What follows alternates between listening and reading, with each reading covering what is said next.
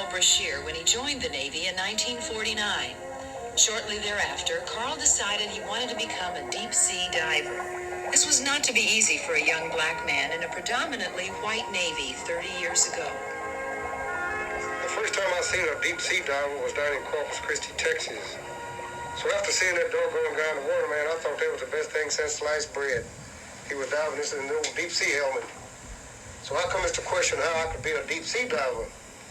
So probably at that time, they didn't have any colored divers in the Navy. So they give me a little run around, give me a little hassle, and a little double talk here and there, and finally told me, well, we've been in touch with the diving school and was told there was no colored divers. But back in them days, they were using color. There wasn't such a thing as black. January 19, 1931, Carl Brashear was born into an extremely poor sharecropper family on a farm in Tonyville, Kentucky. He was the sixth of 8 children born to McDonald and Gonzella Brashear. 4 years later, the Brashear family moved to Sonora, Kentucky, where Carl attended a very segregated school system for his education. When Carl was 17 years old, he enlisted in the U.S. Navy, since it had just recently been desegregated by President Harry S. Truman through the Executive Order 9981 on July 26, 1948. Though the armed forces in the United States were desegregated, Jim Crow laws affected Carl Brashear's education in becoming a Navy diver. When he first enlisted, he was only allowed to work as a steward on board ship since he was African American. However, that quickly changed and he was soon enrolled in the intense Navy diving and salvage school in Bayonne, New Jersey. While there, he was put under many trials and tribulations that his peers did not have to endure. During his training to become a Navy diver, Brashear frequently dealt with death threats, isolation, name-calling, and many other horrific acts of racism. Several times when he would come back to his bunk for bed, there would be death notes placed and pinned all over.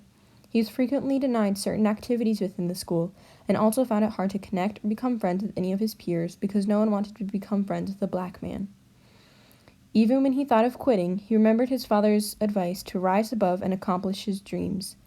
When he finally graduated in 1954, he became the first African American to graduate from the diving school. He also became the first African American to become a U.S. Navy diver.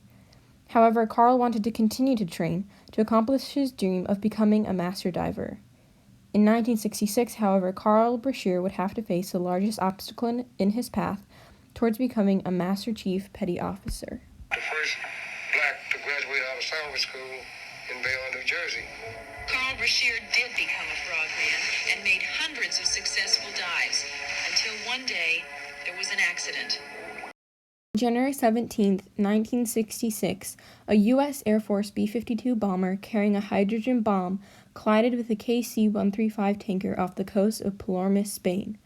Carl and his colleagues were assigned to retrieve the bomb, which was under about 2,500 feet of ocean water.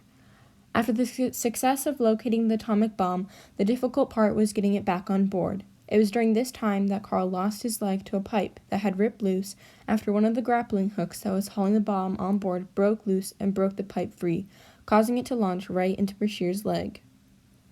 In order to stop infection, naval doctors amputated the leg and were wanting to release Carl from the Navy, given that he was now unfit to dive with only one good leg.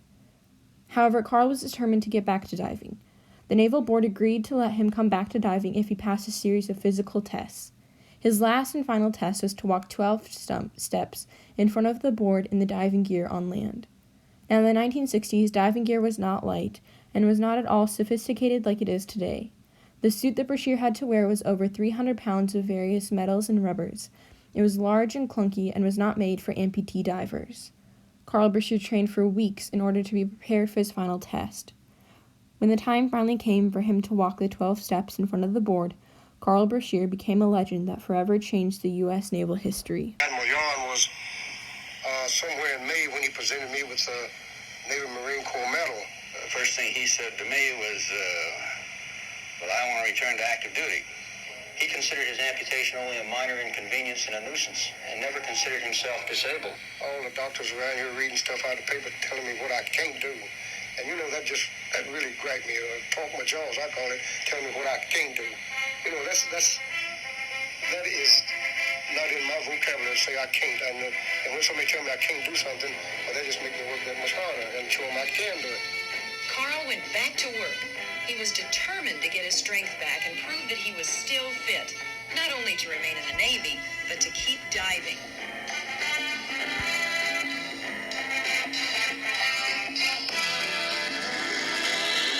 Carl dove every day for a solid year to prove he was still every bit as good as before. He made it, but what's more, he became a Master Chief Petty Officer. Successfully walked the 12 steps and was able to return to diving. In 1970, Carl Brashear went down in history as the first African-American Master Chief Petty Officer diver in the United States Navy. Carl Brashear was in active duty until 1979. He then became a teacher at the diving school, which had more African Americans in his program because of Carl Brashear. He has become a symbol of breaking racial barriers and a fearless man. Carl Brashear had lived a full life and died in 2006 from heart failure. I hadn't been a diver, I wouldn't have been in the Navy today. It's been more than 30 years. That's how great it's been to me. That's how much I love it.